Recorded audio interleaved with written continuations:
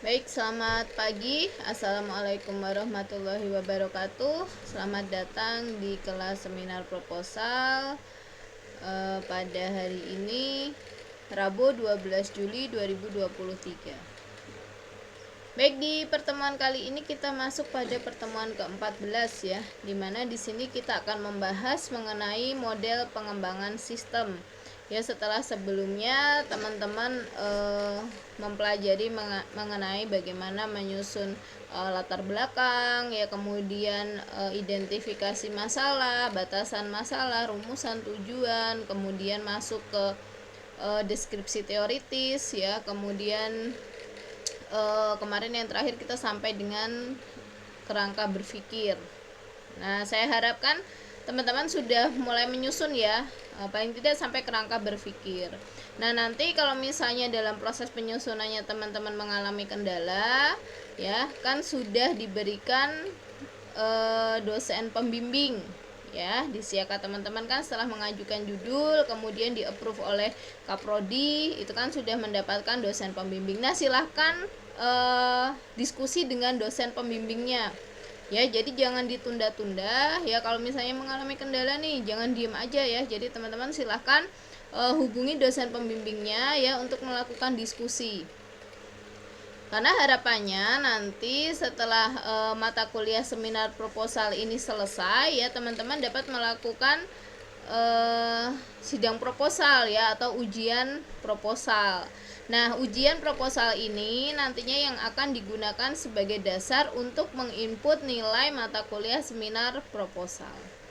Itu ya, karena seminar proposal ini masuk ke dalam mata kuliah ya. Jadi nilainya nanti didasarkan dari hasil sidang proposal teman-teman. Itu ya. Nah, jadi jangan ditunda-tunda ya, karena ini kita sudah masuk pada pertemuan ke-14 ya. Satu kali pertemuan lagi ya, atau pertemuan terakhir lagi untuk membahas mengenai materi penyusunan proposal ya. Kemudian minggu tenang, UAS kan ya. Harapannya nanti bulan Juli ini ya, atau akhir Juli itu teman-teman sudah selesai semua ya, atau sudah melakukan sidang proposal. Baik, nah di sini kita akan membahas mengenai model pengembangan sistem. Nah, ini ya dalam model pengembangan sistem ya, ini ada beberapa poin ya yang harus ditulis oleh teman-teman ya di dalam proposalnya. Nah, ini ada yang pertama adalah tempat atau objek penelitian ya, yang kedua metode pengumpulan data, kemudian yang ketiga adalah jenis penelitian, yang keempat tempat dan waktu penelitian ya. Ini mungkin nanti yang keempat di skip aja ya, karena untuk tempatnya sudah dimasukkan di poin 1, kemudian waktu penelitian nanti masuk ke dalam jadwal penelitian ya. Jadi ini ada di buku panduan, cuman bisa dihilangkan ya, karena untuk tempatnya di poin 1 kan sudah dijelaskan. Kemudian untuk waktu penelitian nanti setelah teman-teman membahas mengenai metode pengembangan sistem, selanjutnya membahas mengenai waktu penelitian gitu ya. Kemudian yang terakhir adalah perancangan sistem ya. Jadi di dalam model pengembangan sistem ada 4 ya, saya sebut 4 saja, 4 poin yang harus ditulis oleh teman-teman semua.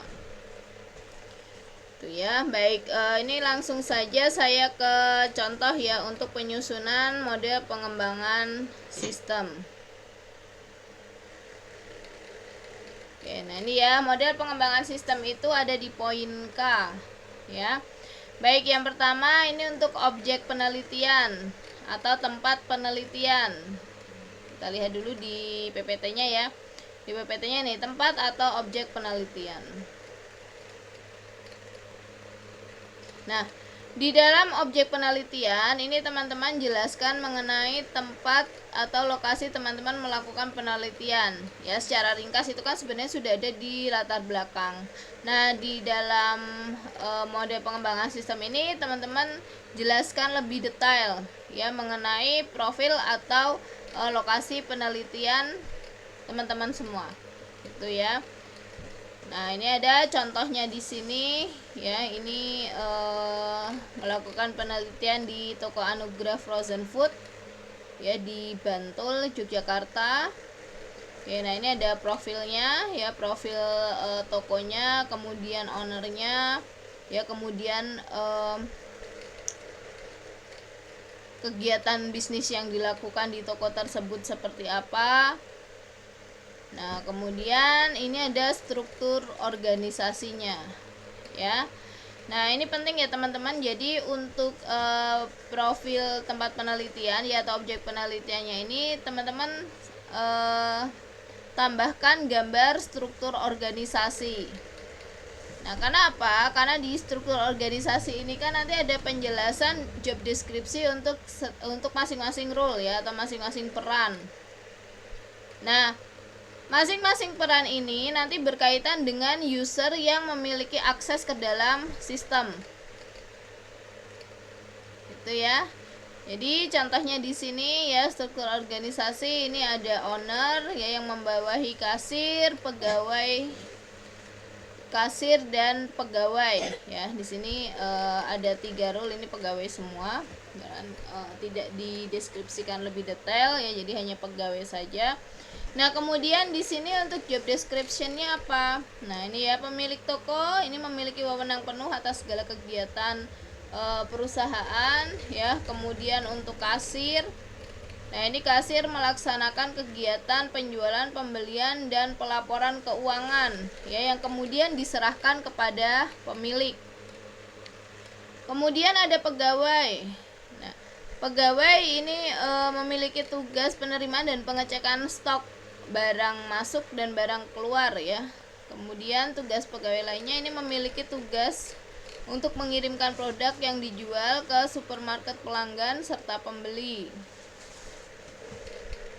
Tugas lainnya yang dilakukan adalah pengambilan produk stok dari supplier. Nah, ya di sini jelas ya ada tugas-tugasnya atau peran untuk masing-masing user atau masing-masing, kalau di sini kita belum berbicara user ya, masing-masing peran di organisasi tersebut ya atau di toko tersebut. Nah, ini nanti berkaitan dengan user yang memiliki akses ke sistem ya. Kalau kasir ya, kita lihat dulu kasir di sini ya. Kasir ini tadi ya melaksanakan transaksi penjualan dan pembelian ya serta menyusun laporan keuangan. Nah, berarti di sini nanti ya di aplikasinya atau di sistemnya ya, kasir memiliki hak akses ya untuk menginput transaksi pembelian maupun transaksi penjualan. Ya, sesuai dengan job desk-nya ya. Nah, kemudian kasir juga bertugas untuk menyusun laporan keuangan. Nah, jadi nanti setelah melakukan input penjualan dan pembelian, kasir juga diberikan hak akses ya untuk melihat laporan keuangan. Karena ini kan menjadi tanggung jawab kasir ya, melihat laporan keuangan. Nah, kemudian di laporan keuangan itu kan biasanya susunannya ya ada kop perusahaan, kemudian ada judul laporannya lah, laporan apa, laporan laba rugi atau laporan penjualan, laporan pembelian dan sebagainya. Kemudian isinya ya isi dari laporan tersebut, dan di bawahnya adalah penanggung jawab. Nah, penanggung jawabnya inilah ya nanti yang diisi oleh kasir ya. Jadi penanggung jawabnya siapa? Penanggung jawabnya misalnya Dina ya sebagai kasir. Oke, selanjutnya nah ini untuk pegawai. Nah, ini nanti karena dia berkaitan dengan stok ya, stok barang. Nah, maka nanti si pegawai ini memiliki tugas untuk menerima dan mengecek stok. Berarti di sistemnya atau di aplikasinya nanti dia berkaitan dengan input stok masuk dan stok keluar ya, atau barang masuk dan barang keluar. Kemudian owner. Nah, owner ini bertanggung jawab ya untuk mengatur perusahaan ya, melihat kegiatan perusahaan dan melihat keuangan perusahaan atau mengatur keuangan perusahaan. Nah, ini bisa diperoleh dari mana informasinya untuk mengatur perusahaan tersebut? Diperoleh dari laporan-laporan yang dihasilkan oleh aplikasi atau sistem. Itu ya, berarti nanti hak akses untuk owner itu hanya pada laporan. Ya, karena kan owner itu hanya melihat laporan ya. Kemudian laporan ini yang digunakan sebagai dasar untuk pengambilan keputusan. Tuh, berarti nanti untuk owner itu tidak memiliki hak akses untuk melakukan transaksi, ya tidak memiliki hak akses untuk melakukan input atau output stok barang, ya tidak memiliki hak akses untuk melakukan input penjualan maupun input pembelian. Ya, jadi owner hanya memiliki hak akses untuk melihat laporan saja, ya sesuai dengan job listnya ya, atau informasi yang dibutuhkan oleh masing-masing user. Itu ya, jadi nanti di dalam objek penelitian teman-teman jelaskan mengenai lokasi penelitiannya, kemudian bisnis yang dilakukan seperti apa ya, kemudian gambaran prosesnya, kemudian struktur organisasinya, dan job description untuk setiap peran di dalam struktur organisasi. Baik, selanjutnya kita lihat lagi. Nah, ini yang selanjutnya adalah metode pengumpulan data.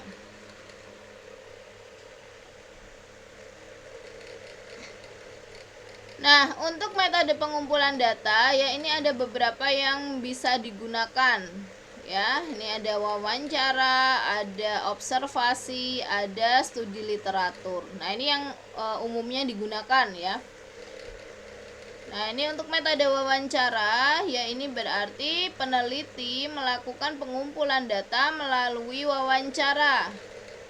Baik dengan pemilik toko ya, atau pemilik perusahaan misalnya, atau wawancara dengan bagian yang berwenang terkait dengan topik yang teman-teman teliti ya, maupun wawancara dengan staf, itu juga bisa ya, staf yang memang bertanggung jawab di bagiannya ya. Misalnya kan itu tadi ada kasir, ada bagian gudang ya, atau yang mengurusi barang ya. Nah, itu juga bisa diwawancarai ya, di bagian kasir dan di bagian gudang ya. Jadi teman-teman bisa mewawancarai pihak-pihak yang memang berkompeten ya, untuk memberikan informasi atau memberikan data kepada teman-teman sesuai dengan topik yang diteliti.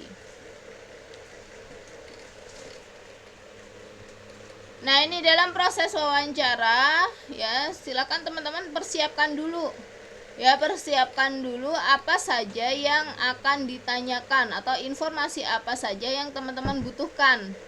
Nah, ini disajikan dalam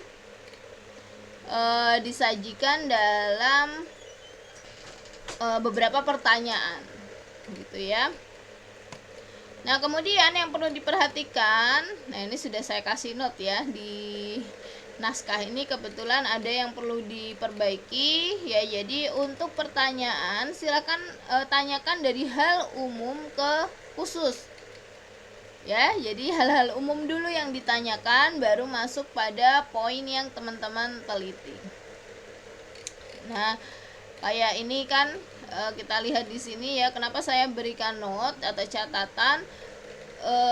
Untuk pertanyaannya silahkan disusun dari umum baru mengkerucut pada hal khusus, yaitu terkait dengan akuntansi dan pelaporan ya. Karena di sini penulis atau peneliti ini mencantumkan dulu atau menuliskan dulu poin yang pertama adalah tentang sistem akuntansinya. Kan nggak mungkin ya tiba-tiba datang ke tempat atau objek penelitian teman-teman langsung tanya, Bu, sistem penelitian gimana sih? Nggak kan, pasti tanyakan dulu bisnisnya bergerak di bidang apa ya, kemudian produknya apa yang dijual. Oke, ini ya bisa ya tanyakan. Nah, kemudian jumlah transaksi perharinya ya, itu silahkan pertanyaan itu disusun dari umum ke khusus.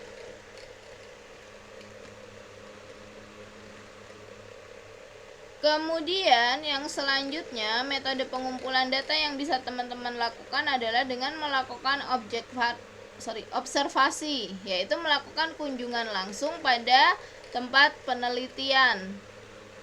Ya, jadi selain teman-teman mengumpulkan data dengan melakukan wawancara, ya teman-teman juga perlu melakukan observasi di sana seperti apa. Ya, jadi teman-teman melihat atau aktivitasnya seperti apa, aktivitas pencatatan transaksi penjualan maupun pembeliannya seperti apa. Ya, kemudian data apa aja yang mereka catat. Gitu ya. Kemudian prosesnya dari mulai aktivitas atau dari mulai transaksi penjualan pembelian dicatat, selanjutnya diapakan itu informasi-informasi tersebut sampai menghasilkan sebuah laporan. Ya. Nah, wawancara dan observasi ini juga bisa menjadi apa ya? Menjadi aktivitas ya, dimana teman-teman nantinya akan menemukan ya hal-hal atau permasalahan-permasalahan yang ada di tempat penelitian. Nah, biasanya dari proses wawancara dan observasi ini baru kelihatan, oh apa sih yang kurang, oh apa sih yang sering terjadi, ya kesalahan apa yang sering terjadi, atau apa sih kelemahan dari proses yang sekarang berjalan. Nah, ini akan kelihatan dari proses wawancara dan observasi. Tuh ya. Nah, kemudian untuk metode pengumpulan data yang berikutnya adalah dengan melakukan studi literatur. Ya, studi literatur ini digunakan untuk menemukan landasan teori serta konsep-konsep yang memperkuat suatu proyek yang dibuat. Ya, jadi untuk studi literatur ini teman-teman bisa menggunakan jurnal ya. Jurnal ini kan memuat hasil penelitian sebelumnya. Ya, kemudian bisa dari buku. Ya. Nah, ini ya. Jadi teman-teman harus cari jurnal-jurnal ya atau buku-buku yang mendukung penelitian teman-teman. Ya, jadi misalnya di sini meneliti mengenai sistem jual beli. Nah, berarti cari nih jurnal-jurnal yang membahas mengenai sistem jual beli. Ya, nah ini akan mendukung penelitian teman-teman. Misalnya sebelumnya penelitian yang sudah dilakukan seperti apa sih? Nah, sekarang apa yang harus saya lakukan dengan sistem ini? Tentunya disesuaikan dengan kebutuhan dari si user ya atau pengguna nantinya. Tuh. Oke, kemudian kita masuk pada poin yang berikutnya. Poin yang berikutnya adalah jenis penelitian.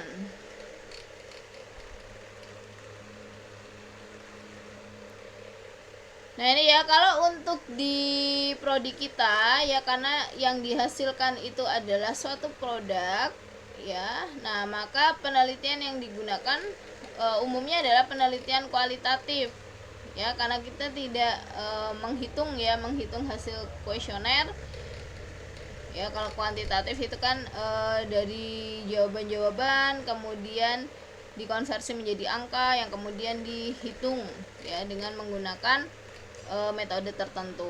Nah, kalau yang di prodi kita ya untuk D4 akuntansi itu metode yang digunakan adalah metode kualitatif. Nah, nanti teman-teman bisa cari ya apa sih yang dimaksud dengan metode kualitatif. Kemudian, nah ini bisa ditambahkan juga untuk metode penelitian ya. Untuk metode penelitian itu yang digunakan R&D ya, ini termasuk dalam metode pengembangan sistem juga ya. Ini sebenarnya bisa dimasukkan ke poin pengembangan sistem sebentar. Nah, poin 6 kalau nggak salah. Ya, karena nanti kalau teman-teman lihat ya di buku panduan proposal, nah itu kan untuk metode pengembangan sistem ada beberapa poin. Cuman kalau untuk proposal itu cukup sampai dengan poin 5. Ya, jadi untuk metode pengembangan sistem ini bisa disajikan di awal ataupun disajikan nanti di dalam poin 6. Ya kan, di poin 6 itu ada metode pengembangan sistem. Nah, ini metode pengembangan sistem ini termasuk juga di dalam metode penelitian. Nah, ini yang umumnya digunakan R&D. ya. Jadi ini teman-teman bisa jelaskan ya metode R&D itu apa saja, kemudian tahapannya apa saja, tentunya disesuaikan dengan penelitian yang teman-teman lakukan. Nah, ini ada gambarnya ya, gambar untuk penelitian R&D. Ya, ini sumbernya dari Sugiono tahun 2013. Ada yang terbaru sebenarnya ya, 2000 bukunya tuh 2016 atau 19 gitu untuk Sugiono. Nanti teman-teman bisa diupdate ya untuk bukunya. Ini kebetulan pakainya buku yang tahun lama.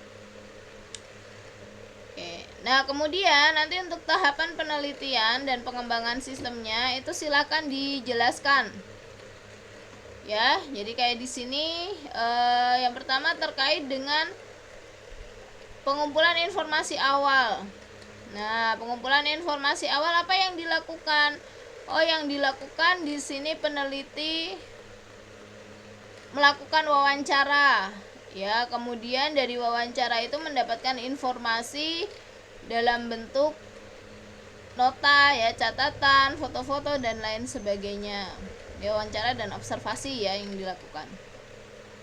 Nah, ini dilakukan langsung kepada pemilik toko Anugrah Frozen Food Jogja. Ya, kemudian dalam perencanaan, apa yang dilakukan oleh peneliti dalam perencanaan ya. Jadi di sini contohnya ya, setelah melakukan penelitian, nah ini akan diketahui potensi masalah yang ada apa ya. Kemudian peneliti melakukan perencanaan desain produk yang akan dikembangkan. Nah, kemudian desain produknya ini apa yang dilakukan ya. Jadi untuk setiap aktivitas ya atau setiap tahapan dalam metode R&D silakan dijelaskan, disesuaikan dengan tempat penelitian teman-teman. Tuh ya. Nah, ini yang terakhir implementasi. Ya, jadi setelah melakukan perbaikan ya, setelah melakukan proses validasi dan lain sebagainya, kemudian sistemnya diimplementasikan di toko tersebut.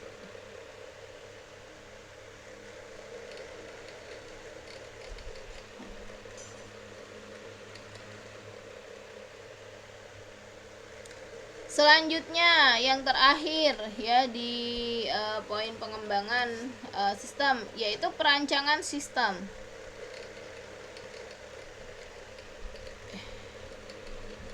Nah, ini ya perancangan sistem. Nah, ini untuk perancangan sistemnya teman-teman bisa kalau misalnya mau dimulai dari use case ya. Karena kan untuk pengembangannya umumnya menggunakan UML kan. Jadi teman-teman bisa buat use case-nya, kemudian buat apa namanya? Activity diagramnya ya, kemudian diagram-diagram lainnya yang mendukung dalam proses perancangan sistem. Namun jika teman-teman langsung mau menyajikan dalam bentuk interface-nya ya, desain interface-nya ya, itu juga diperbolehkan. Ya. Tapi nanti kalau untuk yang pengembangan UML-nya ya dari mulai use case diagram ya, activity diagram dan diagram-diagram lainnya itu tetap nanti akan disajikan di bab 3 ya di dalam skripsi. Ya, jadi langsung disajikan mau disajikan di dalam proposal boleh, tidak juga tidak apa-apa. Gitu ya. Kebetulan untuk yang proposal di sini langsung desain interface-nya.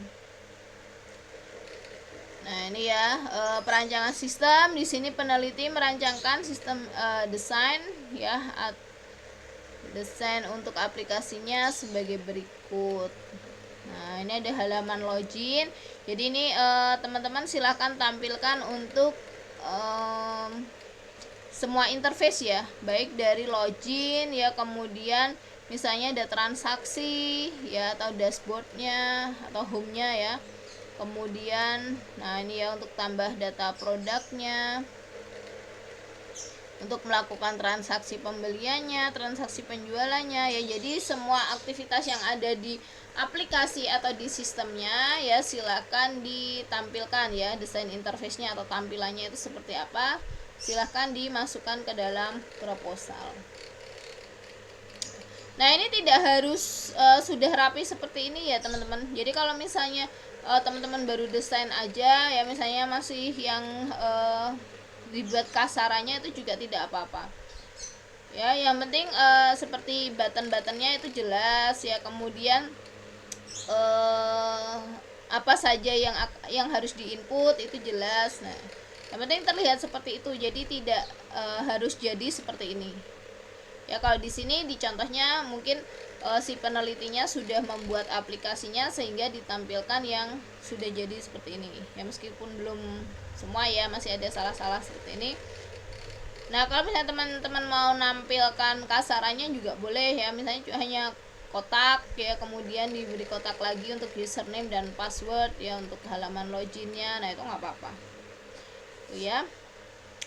Nah, kemudian jangan lupa keterangannya ya, untuk nama setiap gambarnya, gambar berapa itu menunjukkan gambar apa. Nah, itu dijelaskan ya. Seperti contohnya di sini gambar 9 ini menunjukkan halaman login.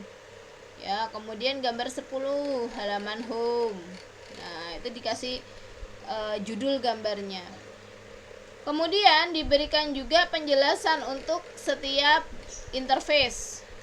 Ya, kadang ada yang cuman interface-nya aja yang ditampilkan tapi tidak diberi penjelasan. Nah, ini kan nanti pembimbing maupun penguji akan kebingungan. Nah, ini maksud gambar ini apa ya, ini fungsinya seperti apa. Nah, itu jadi silahkan diberi keterangan ya untuk setiap interface ya. Kayak misalnya ini dia menampilkan gambar untuk interface login ya. Nah, ini apa yang dilakukan di dalam sini. Nah, ini user memasukkan username dan password untuk dapat mengakses sistem demi keamanan privasi dan data keuangan. Nah, berarti yang dilakukan di dalam interface ini adalah memasukkan nama ya, atau username dan password.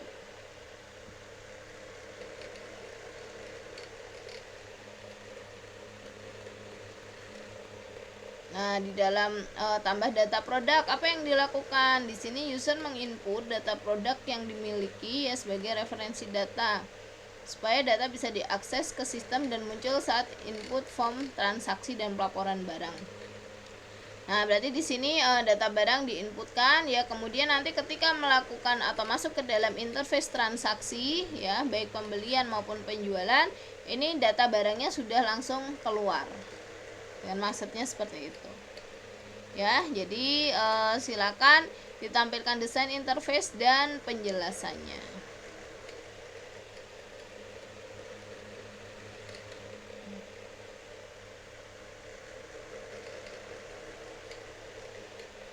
Nah, ini ya sampai ke laporan ini kebetulan sudah ya, meskipun di sini kalau dilihat sebenarnya untuk laporan kurang lengkap ya, karena di laporan itu secara umum ada kopnya ya, kemudian judul laporannya apa ya, kemudian penanggung jawabnya siapa. Nah, ini nanti yang akan ditambahkan biasa.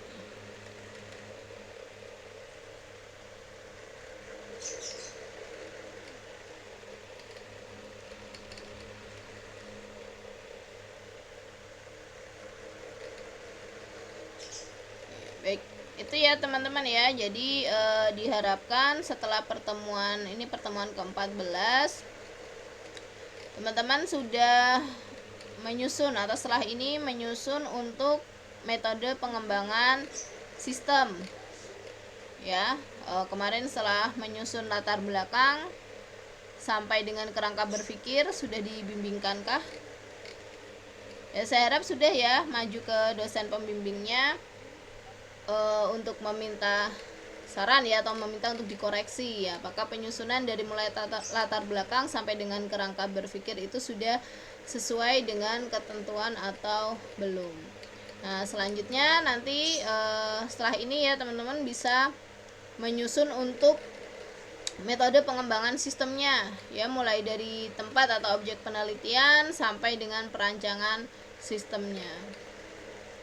Itu ya, besok terakhir ya, pertemuan terakhir minggu depan ya, karena kita sempat kosong sekali ya. Jadi harusnya ini sudah selesai ya, karena ini masih pertemuan ke-14, maka pertemuan ke-15 itu akan dilaksanakan minggu depan. Kita akan membahas mengenai penyusunan waktu penelitian dan daftar pustaka. Itu ya teman-teman, tetap semangat ya untuk menyusun proposal ya, jangan ditunda-tunda terlalu lama ya, karena ini masuk ke dalam mata kuliah dan diharapkan 1 semester dapat selesai ya, atau nanti sampai dengan akhir Juli lah teman-teman sudah bisa mengajukan untuk ujian proposal atau sidang proposal. Itu ya. Baik, kemudian nanti jangan lupa untuk presensi di Siakat ya di pertemuan ke-14. Perkuliahan pada pagi hari ini saya akhiri. Terima kasih buat teman-teman yang sudah bergabung ya atau berpartisipasi untuk mengikuti kuliah di pertemuan ke-14. Kemudian tetap semangat menulis ya, silahkan diselesaikan ya untuk proposalnya ya, jangan ditunda-tunda agar dapat mengikuti sidang sesuai dengan jadwal atau schedule yang ditentukan ya, akhir Juli ya. Jadi tetap semangat.